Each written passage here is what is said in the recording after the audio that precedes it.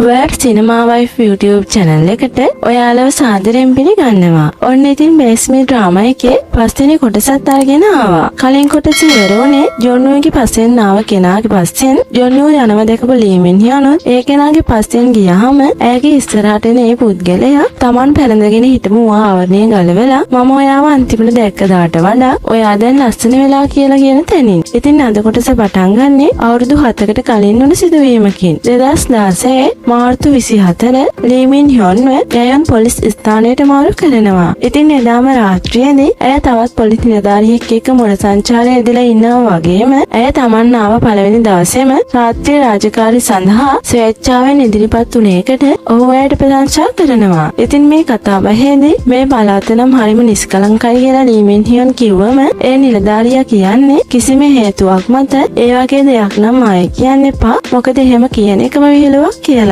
ඉතින් එහෙම කියලා ඉවර වෙනවත් එක්කම ඒ ප්‍රදේශයේ මිනිමෙරුම සිදු වෙලා තියෙනවා කියලා උන්ට දැනගන්න ලැබෙනවා. ඉතින් දෙන්න එක එතනට යනවා වගේම ලී මින් හියොන් එතන ඇතුළට යද්දී මියගේ පුද්ගලයාගේ සිරුර එළියට අරගෙන ඇවිත් තියෙනවා දකිනවා. ඒ වගේම එක්තරා පුද්ගලයෙක්ව ඒ කාන්තාව මැරුවා කියලා අත්අඩංගුවට අරගෙන තියෙනවා වගේම ඒකේනා මම ඒක කළේ නෑ කියලා කෑ ගහනවා. ඉතින් මේ පුද්ගලයාව දකින ලී මින් හියොන් ඉක්මනටම අනිත් පැත්ත හැරෙනවා. මිනිමරම උන තැනට යන තැන හිට ගන්නවා. ඒ වගේම ඒ පුද්ගලයාව පොලිසියෙන් එතනින් එක්කගෙන යනවා. ලී මින් හියොන් බලාගෙන ඉන්නවා. ඊළඟට පෙන්වන්නේ පොලිස් කුඩුවේ ඉන්නේ පුද්ගලයාව. ඉතින් මේ පුද්ගලයාව හමු වෙන්න කෙනෙක් ඇවිත් තියෙනවා වගේම ඔහු ඒ කෙනාට කියන්නේ මම ඒ කාන්තාව මැරුවේ නැහැ. ඇත්ත මොකද්ද කියලා හොයාගන්න කියලා. ඉතින් මේ පුද්ගලයාව හමු වෙන්න ඇවිත් ඉන්න ලී මින් හියොන්. ඉතින් එය ඔහුට කියන්නේ ඔයාගේ ඇඟිලි සලකුණු නිවසේ දොරේ වගේම වින්දිතයාගේ සිරුර තිබිලාම වුණා. ඒ වගේම වින්දිතයාගේ රුධිරය සහිත ආයතයෙන් ඔයාගේ ඇඟිලි සලකුණු තිබිලා තියෙනවා. ඒ විතරක් නෙමෙයි ඔයා සොරකම් හා ප්‍රචණ්ඩත්වය නිසා පෙර වැරදිකරුවෙක් මම විමර්ශනය කළත් ඔයා ඒව මරා දැමූ බව ඇත්ත කියලා.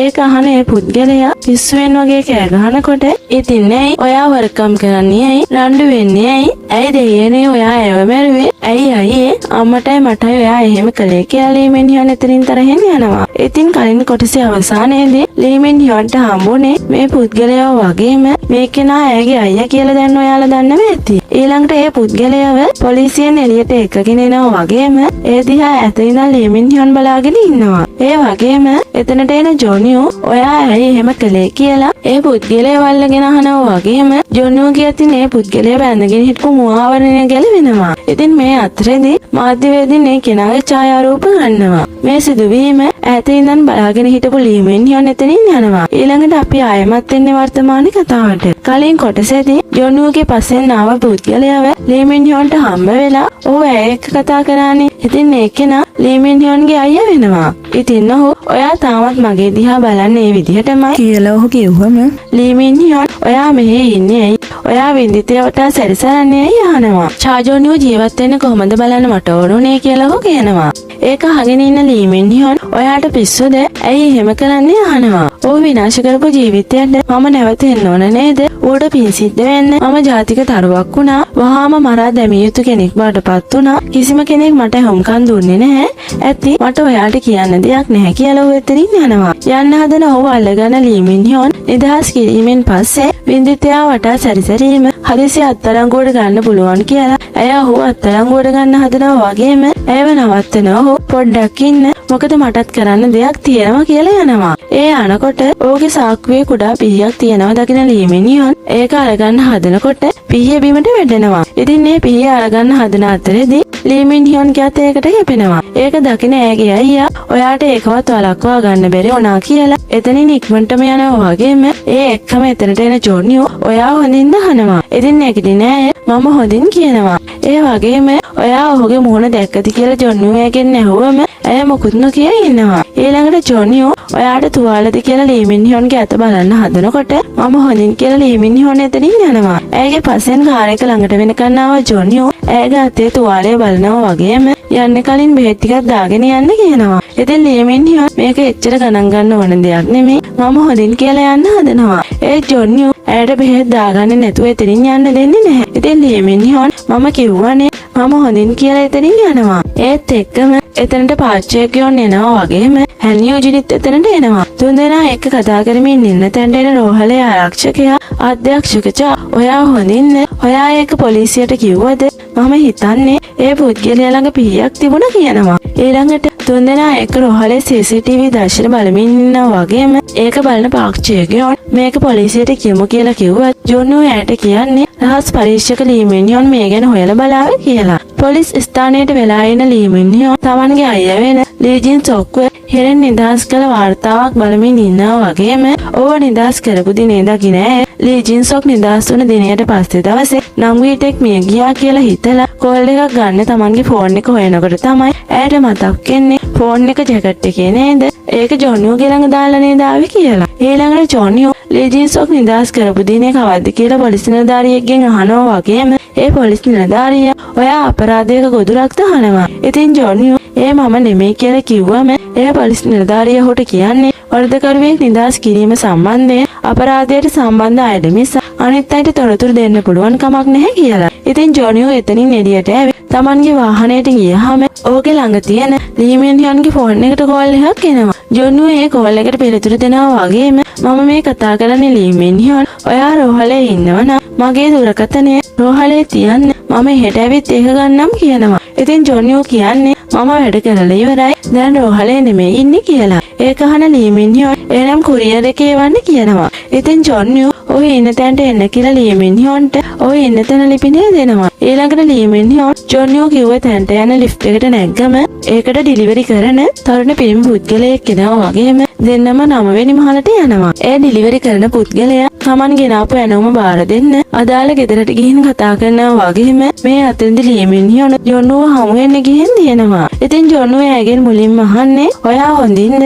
ඔයාගේ තුවාලේ කොහොමද කියලා. මම හොඳින් කියලා ලී මින්යොන් කියනවා. ඊළඟට ජොන්නියෝ මම නොමිලේ අතට ප්‍රතිකාර කරන්නම්. ඔයාට ඒ වෙනුවට මට උදව්වක් කරන්න පුළුවන්ද කියලා ලී මින්යොන්ගෙන් අහනවා. ඒ මොකද්ද කියලා ඇහුවම මට හොයාගන්න ඕන කෙනෙක් ඉන්නවා. ඒ නිසා පොලිසියෙන් උදව්වක් ගන්න හිතුවා කියලා ජොන්නියෝ කියලා ඉවර වෙනවත් එක්කම වීදුරුවක් බිඳෙන සද්දයක් එක්ක කාන්තාවක් හයියෙන් කෑ ගහනවා ඇහෙනවා. ඒ සද්දේ හොන තැනට ලී මින්යොන් යනවා වගේම ඒව දකින ඩිලිවරි කරන්න ආපු තරුණයා එතනින් දුවනවා. ඉතින් ඇයත් ඔහුගේ පස්සෙන් යන්න හදනකොට එතන හිටපු කාන්තාව කරුණා කරලා උදව් කරන්න කියලා කියනවා. ඇහුනම එතනට යන ඇය මම පොලිසියේ කෙනෙක් මොකක්ද උනේ අහනවා. ඒත් එක්කම ජොන්නියෝත් එතනට එනවා වගේම අර දිව ඩිලිවරි කරන කෙනා ඇතුළට ඇවිත් පහර දුන්නා කියලා ඒ කාන්තාව කිව්වම මුලින්ම ඇම්බියුලන්ස් එකකට කතා කරන්න කියලා ලී මින්යොන් අර දිව පුද්ගලයා වල්ලගන්න යනවා. ඉතින් ජොන්නියෝ මම වෛද්‍යවරයෙක් ඔයාට මාව ඇහෙනවද කියලා තුවාල වෙලා බිම වැටලා ඉන්න කෙනාගෙන් අහනවා වගේම ඒ අතරදී අර කාන්තාව ඇම්බියුලන්ස් එකකට කතා කරනවා. ඉතින් තුවාල වෙලා ඉන්න කෙනාව පරීක්ෂා කරන ජොන්නියෝ මට පිරිසිදු තුවායක් දෙන්න කියලා අර කාන්තාවට කියනවා. ඉතින් ඇය තුවායක් අරගෙන යනවා වගේම මේ අතරදී ඩිලිවරි කරන්න ආපු කෙනාගේ පස්සෙන් යන ලී මින්යොන් ඒ පුද්ගලයා වල්ල ගන්නවා. ඒ වගේම තුවාල වුණ කෙනාව අරගෙන යන ඇම්බියුලන්ස් එකෙන් ඇවිත් තියෙනවා වගේම ඕන්ට රෝගියා ගැන විස්තර ජොන්නියෝ කියනවා. ඉතින් එතන කෙනෙක් මොන ප්ලාස්ටික් සැත්කම් රෝහලට රෝගියව ගෙනියනවද කියලා කතා කරමින් ඉන්නකොට ජොන්නියෝ ඕ වැඩ කරන රෝහලට ගෙනියමු කියනවා. ඊළඟට අපිට පෙන්නන්නේ සෝල් දකුණු පොලිස් ස්ථානයේ තමන්ගේ කටයුත්තේ දෙමින් ඉන්න සිදුවීම ඕන නිවසේ හිටපු කාන්තාව. ඉතින් ඇය නමින් චෝසෝ කියෝන් වෙනවා. ඉතින් ඇය කියන්නේ මම ආහාර වගයක් ඇනවුම් කළා. ඉතින් ඒකේ ගාස්තුව ඩිලිවරි කරන කෙනාට දෙනකොට වැරදීමකින් බිමට වැටුණා. සමහර විට ඒකට ඔහුට තරහ යන්නේ නැති. ඉතින් ඔහුගේ ඇතුළට ඇවිල්ලා මට පහර දෙන්න හදනකොට මෙන්ජේ හොව නවත්තන්න හැදුවා. ඒකෙන් ඒ දෙන්න අතර ගැටුමක් ඇති වුණා කියලා ඇය ලී මින්යොන්ට සිද්ධ වුණ දේ කියනවා. ඉතින් ඒක අහගෙන ඉන්න ලී මින්යොන් ඌ මින්ජේ එක්ක ඔයාට තියෙන සම්බන්ධය මොකද්ද කියලා ඇහුවම දුර ඥාති සහෝදරයන් කියලා ඇය කියනවා. මෙතනට එන සියෝ ගන්නවා කිම් සොන් යොන්ගේ පෙරවැරදි තියෙනවා. ඒ වගේම ඔහු තවමත් පරිවාස කාලයේ පසු වෙනවා කියලා වාර්තාවක් ගෙනල්ලා ලී මින්යොන්ට පෙන්වනවා. ඊළඟට ලී මින්යොන් ඩිලිවරි කරන්න ආව පුද්ගලයා වෙන කිම් සොන් යොන්ගෙන් ප්‍රශ්න කරනවා වගේම ඔය ලී මින්යොන්ට කියන්නේ මම ඒ ගෙදරට ඇතුල් වෙනකොට ඔහු ඒ විදිහට තුවාල වෙලා හිටියේ කියලා. ඉතින් ඔහු කියන එක ගණන් ගන්නේ නැතුව ලී මින් හ්යොන් දිගටම ඔහුගෙන් ප්‍රශ්න කරනවා වගේම එයාලා මේ සිද්ධිය මගේ පිටින් දාන්න හදන්නේ කියලා ඔහු එයාට කියනවා. ඒක අහගෙන ඉන්න ලී මින් හ්යොන් ඔයා කලිනුත් වැරදි කරුවෙක් වෙලා ඉඳලා තියෙනවා. ඒ වගේම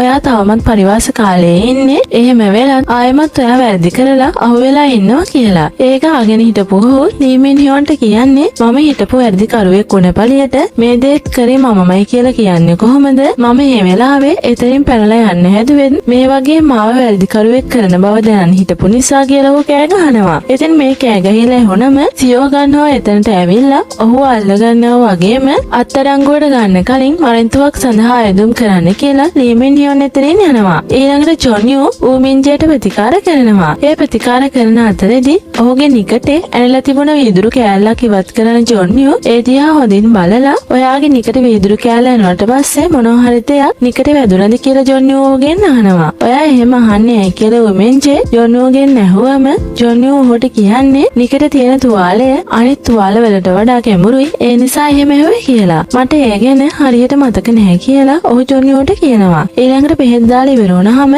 වාට්ටුවට ඌ මින්ජේව එක්කගෙන ඇවිත් තියෙනවා වගේම ඌව බලන්න ජොන්යෝ ඇවිත් තියෙනවා. ටික වෙලාවක් ඔහුගේ දිහා බලාගෙන ඉන්න ජොන්යෝ එතනින් යන්න හදනකොට ඌ මින්ජේගේ අතේ තලම් පාරවල් තියෙනව දකිනවා. ඒක ජොන්යෝ දකිනවත් එක්කම ජොන්යෝට හිතෙනවා ඔහුට කවුරු හරි පහර දීලා තියෙනවා කියලා. ජොන්යෝ ඌ මින්ජේ ඉන්න කාමරයෙන් එළියට එනකොට චෝසෝ කියනු ජොන්යෝට හමු වෙනවා වගේම ඇය ඔහුගෙන් ඌ මින්ජේගේ තත්ත්වය පිළිබඳව ගන්නවා. ඊළඟ දවසේ කලින් දවසේදී ජොන්යෝගේ පස්සෙන් ආව කෙනා කවුද කියලා බලන්න KS රෝහලේ CCTV දර්ශන වගේක් පාක් චේකියන් තමන්ගේ කාර්යාලයට වෙලා බලනවා වගේම ඒක බලලා ඉවර වෙන ඇය ජොන්යෝට කතා කරන්න හදනකොට ජොන්යෝ ඇය ඉන්න තැනට කෝපි දෙකකුත් අරගෙන එනවා. පාක් චේකියන් තමන් බැලුව CCTV දර්ශන ටික පෙන්නලා මම දැක්කා ඒ කෙනා ඔයාව රූගත කරනවා. ඔයා ඒ කවුද කියලා දන්නවද කියලා ජොන්යෝගෙන් අහනවා. ඉතින් ජොන්යෝ ඇට කියන්නේ වසර 7කට කලින් ඒ නඩුවේ අපරාධකාරයා ලී ජින්සොන් මේ ඉන්නේ කියලා හිතෙනවා. ඒත් හරියට මේක විශ්වාස නැහැ කියනවා. ඊළඟට ලී මින් හ්යොන් ලී ජින්සොන්ගේ ෆොටෝ එකක් නම් හොජුට පෙන්නලා මේ කෙනාව කලින් දැකලා තියෙනවද අහනවා. ඉතින් ඇය ඒ කෙනාව තාත්තගේ අවමංගල්‍ය උත්සවයේදී දැක්ක කියනවා. ඒක අහගෙන හිටපු ලී මින් හ්යොන් පුදුම වෙනවා වගේම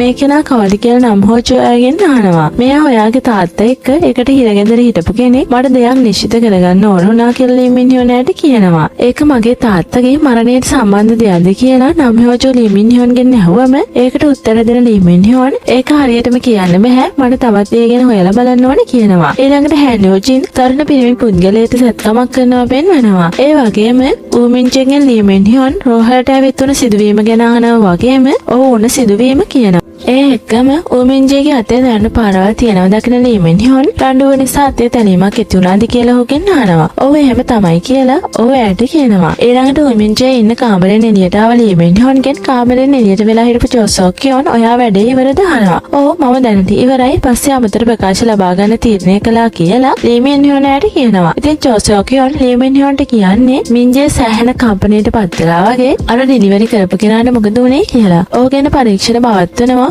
ඔයා ඒ ගැන අහන්නේ ඇයි කියලා ලී මින් හ්යොන් ඇගෙන් ඇහුවම ඔහු ආයෙත් ඒද කියලා මම බය වුණා කියලා ඇය ලී මින් හ්යොන්ට කියනවා. ඉතින් ඒක අහගෙන හිටපු ලී මින් හ්යොන් ඔහුව රඳවගෙන තියාගන්න වරන්තුවක් කියලා තියෙන්නේ. ඒ නිසා ඒ ගැන ඕනවට වඩා හිතන්න එපා කියලා ඇයට කියනවා. මේ අතරේ ජොන්යෝ මේ සිදුවීම ඕන තැනට එනවා වගේම ලී මින් හ්යොන් ඇයගෙන් සමුගෙන එනකොට ජොන්යෝව දකිනවා. ඉතින් ජොන්යෝ මට කියන්න දෙයක් තියෙනවා. ඒ නිසා මගේ ඔෆිස් එකට එන්න කියලා ලී මින් හ්යොන්ට කියනවා. ඊළඟට ජොන්යෝ කලින් දවසේදී ලී මින් හ්යොන්ට උණු තුවාලයට ප්‍රතිකාර කරනවා වගේම ඔයාට මෙහෙම කරපු පුද්ගලයා කවුද කියලා මගේ හිතේ කෙනෙක් ඉන්නවා කියලා ඔහු ඇයට කියනවා. ඒක අහන ලී මින් හ්යොන් පුදුම වෙලා මොකක්ද කියලා ඇහුවම ඔයා පුදුම වෙන්නේ ඇයි කියලා ජොන්යෝ ලී මින් හ්යොන්ගෙන් අහනවා. ඒකට උත්තර දෙන ලී මින් හ්යොන් ඒ වේදනාව නිසා කියලා කිව්වම තුවාලේ ඔච්චර ඉදෙනවා නම් ඇයි ඔයා ඊයේ ප්‍රතිකාර ප්‍රතික්ෂේප කළේ? පොලිස් සහාය ඉල්ලා සිටීම ගැන අපි ඊයේ ගේ ඉස්සරහා කතා කළා. මට ලී ජින්සොක් කියන සිරකරුවා නිදහස් කරලාද කියලා දැනගන්න ඕන කියලා ජොන්යෝ ඇයට කියනවා. ඉතින් ඒක අහන ලී මින් හ්යොන් ඔයා ඒ වගේ පෞද්ගලික ඉල්ලීමක් පොලිසියෙන් නොකළ යුතුයි කියලා යන්න හදලා තුවාලෙට බෙහෙත් ආපු එකටත් ස්තුති කරලා මම ඊළඟ වතාවේ වෛද්‍ය ගාස්තු ගෙවන්න කියනවා. ඉතින් ඒක අහගෙන හිටපු ජොන්නියෝ ඌමෙන්ජේගේ නිකටේ ඇල්ල තිබිලා ගත්ත වීදුරු කෑල්ල අරගෙන මේක ඌමෙන්ජේගේ නිකට ඇල්ල තිබුණු වීදුරු කෑල්ල ඕගේ මොහොනේ අනිත් තුවාලේ එක්ක බලද්දි නිකට තුවාලේ විතරක් ගැඹුරුවට තියෙනවා කියලා ඒ තුවාලේ ගැන ලීමින්හාන්ට පැහැදිලි කරනවා. දෙන්න එක මේ ගැන කතා කරමින් ඉන්නකොට ඌමෙන්ජේ එතනට එනවා වගේම ඔහුව දකින ජොන්නියෝ ඔයාට යමක් අවශ්‍යද අහනවා. ඉතින් මෙන්ජේ ඔහුට කියන්නේ අද දහවල් කන්සර්ට්කම ගැන මට ડોක්ටර් එක කතා කරන්න ඕන වුණා. සැත්කමට කොච්චර වෙලාවක් ඇයිද කියලා. පැය දෙක තුනක් විතර යාවි කියලා ජොන්නියෝ ඔහුට කියනවා වගේම ලීමින්හාන් අවධානයෙන් මෙන්ජේ දිහා බලාගෙන ඉන්නවා. ලීමින්හාන්ගේ අතේ තියෙන දේ දකින මෙන්ජේ ඒක මගේ මෝනේ ඇරුණ එකක්ද අහනවා. මේ වගේ අනතුරු වලදී පොලිසියට වෛද්‍ය මතයක් ලැබෙනවා කියලා ලීමින්හාන් ඔහුට කියනවා. ඊළඟට ඔහු එතනින් යනවා වගේම ඔහු ගියාට පස්සේ ලීමින්හාන් එතකොට ඔයා කියන්නේ නිකඩේ තුවාලේ වීදුරු කුඩු වුණාට පස්සේ වීදුරු කෑල්ලක් විසි වෙලා ආවෙලා වැදිලා වුණ තුවාලයක් විතරක් නෙමෙයිද කියලා ලීමින්හාන් ජොන්නියෝගෙන් ඇහුවම ජොන්නියෝ යාට කියන්නේ තුවාලේ හැඩය අනුව විනිශ්චය කරලා බැලුවම ඒක එහෙම තමයි කියලා පේනවා. නිකඩේ වීදුරු කෑල්ල ඇරුණම කවුරු හරි ඒක තද කරලා තියෙනවා කියලා. ජොන්නියෝගෙන් සමුගන්න ලීමින්හාන් සිදුවීම වල තැනට ගිහින් එදෙන තිබුණ ලේතවරුම සරප්පු දෙකක් බෑග් එකට දාගන්නවා වගේම ගේ ඇතුළට ගියාම ජෝසෝ කියන්ගේ වගේම ඌමෙන්ජේගේ ෆොටෝ තියෙනවා දැකලා සියෝ ගන්නවට කතා කරලා ඒ දෙන්න අතර තියෙන සම්බන්ධය මොකක්ද කියලා නැවත හොයලා බලන්න කියනවා. ඊළඟට ජොන්නියෝ ඌමෙන්ජේගේ සත්කම කරනවා වගේම හැල්නියෝජේ සත්කමක් කරපු රෝගියාට නර්ස් කෙනෙක් උපදෙස් වගේක් දීලා යන්න හදනකොට සත්කම ඉවර වෙලා ජෝසෝ කියන් එක්ක යන ඌමෙන්ජේව දකින ඒ පුද්ගලයා ඔහු යන දිහා අමුතු විදිහට බලනවා වගේම ජොන්නියෝ වෙනකොට ඔහු ජෝසෝ කියන් හා මින්ජේ කතා කරන දේවල් හොරාට එළියෙන් දන්න අහගෙන ඉන්නව දකින ජොන්නියෝ ඔයා මොකක්ද කරන්නේ අහනවා. ඉතින් ඔහු මොකුත් නැහැ කියලා තමන්ගේ කාමරයට යනවා.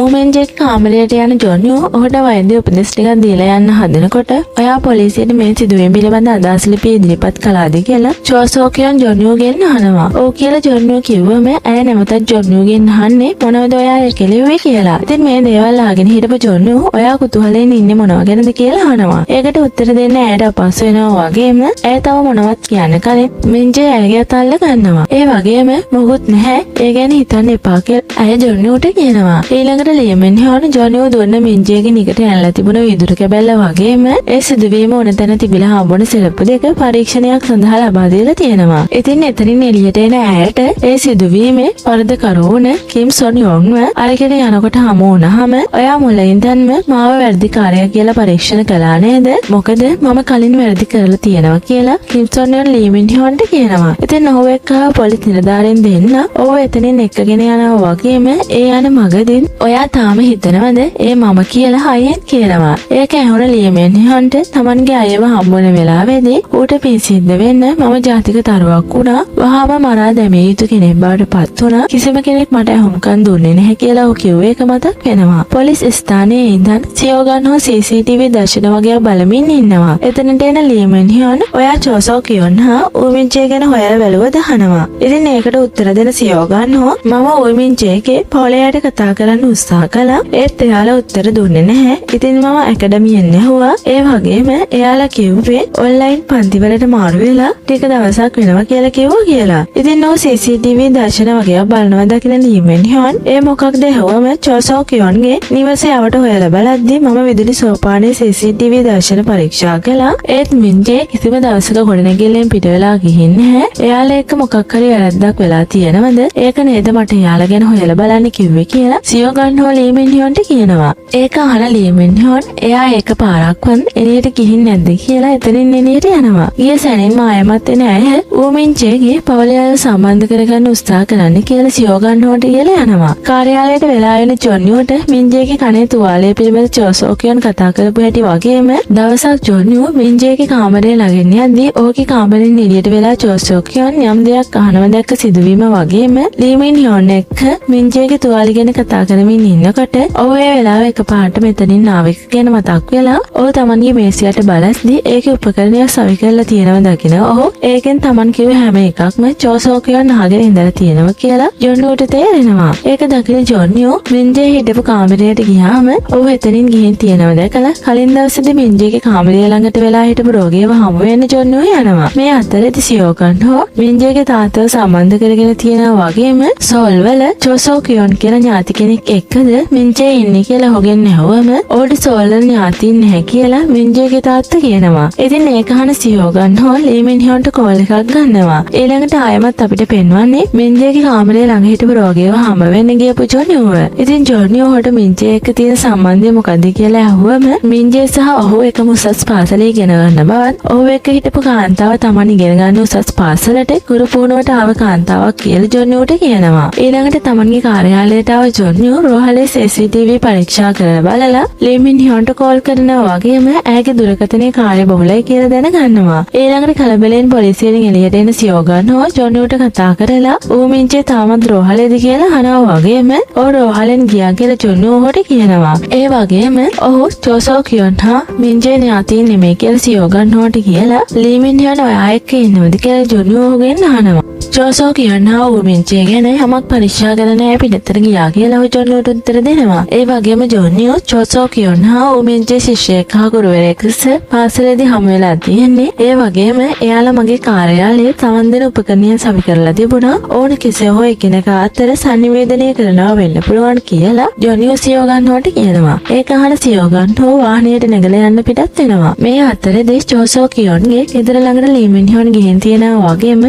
ඇය ගෙදර දොර අරිනවත් එක්කම ලී මින් හියොන්ට සියෝගන් හෝගෙන් කෝල් එකක් එනවා. අයියා මෙහි ආවේ කියලා චෝසෝ කියොන් ලී මින් හියොන්ගෙන් අහුවම සුන්දරවීම ගැන තව විස්තර ටිකක් දැනගන්න ආවේ කියලා ලී මින් හියොන් ඇයට කියනවා. ඊළඟට ලී මින් හියොන් ගේ ඇතුළට යනවා වගේම මේ දෙන්නගේ කතා බහේදී මින්ජේ තමන්ගේ ඥාතියෙක් කියලා බොරු කිව්ව එකට චෝසෝ කියොන් ලී මින් හියොන්ගෙන් සමාව ගන්නවා. මින්ජේ කොහෙද කියලා ලී මින් හියොන් ඇහුවම ඕ ටිකකට එළියට ගියා කියලා ඇය කියනවා. බොරු සාක්ෂි දුන්න එකට අත්අඩංගුවට ගන්නවා කියලා ලී මින් හියොන් කිව්වම මට එහෙම කරන්න සාධාරණ හේතුවක් තිබුණා. මට වෙන කරන්න දෙයක් තිබුණේ නැහැ. මින්ජේ මට ලිංගික අතවර කළා. ඒ වගේම ඒවා ඔහු වීඩියෝ කරලා ඒ ගැන කියලා මට තර්ජනය කළා. ඒ වගේම ඒ වීඩියෝ එක අන්තර්ජාලයට ඔහු දාන්න හැදුවා. මම ඔහුට ඒක කරන්න එපා කියලා ඔහු එක කතා කරමින් ඉන්නකොට වැරදීමකින් ඔහු වැටලා තුවාල වුණා කියලා චෝසෝ කියොන් ඇයට කියනවා. ඇයි එහෙනම් නිරිවරි කරපු කෙනාගේ පිට ඒ වැරදි පැටවෙ කියලා ලී මින් හියොන් ඇහුවම මම නිසා ඔහු තුවාල වුණා කියලා කිව්වොත් ඒ වීඩියෝ එක ගැන පිටතට යයි කියලා මම බය වුණා කියලා ඇය කියනවා. මේ අතරදී ජොනියෝ තමන්ගේ ගෙදරට එනවා වගේම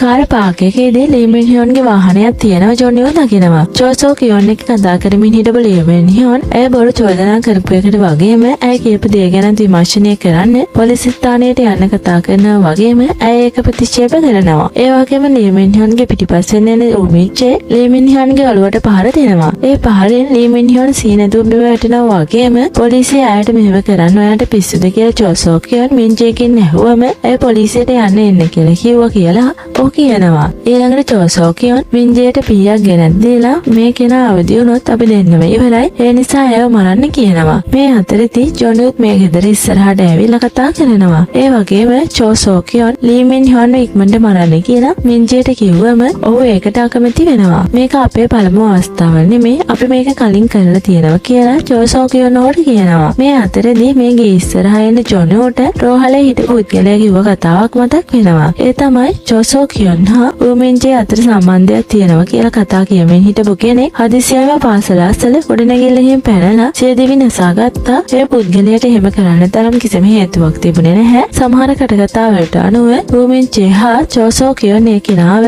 වහලෙන් බිමට වැට්ටුවා කියනවා. මේ අතරදී ගෙදර ඇතුලේ ඉන්න චෝසෝ කියොන් ලී මින් හියොන්ව මරන්න මින්ජේව පොළඹවනවා වගේම මින්ජේ ලී මින් හියොන්ව මරන්න සූදානම් වෙනවා. ඒ වගේම ජොනියෝ එතන තිබුණ ගිනි නිවන උපකරණයකින් දොරේ අගුල කඩන්න උත්සාහ කරනවා. මේ සිදුවීමත් එක්ක පේස්මී ඩ්‍රාමා එකේ පස්වෙනි කොටසත් අවසන් වෙනවා. ඌ මින්ජේ ලී මින් හියොන්ව මරයිද නැත්නම් ජොනියෝට ඇව බේර ගන්න පුළුවන් වේද? ඊළඟට මොන වගේ දේවල් සිදු වෙයිද කියලා දැනගන්න අපි ඊළඟ කොටසෙන් හමු වෙමු.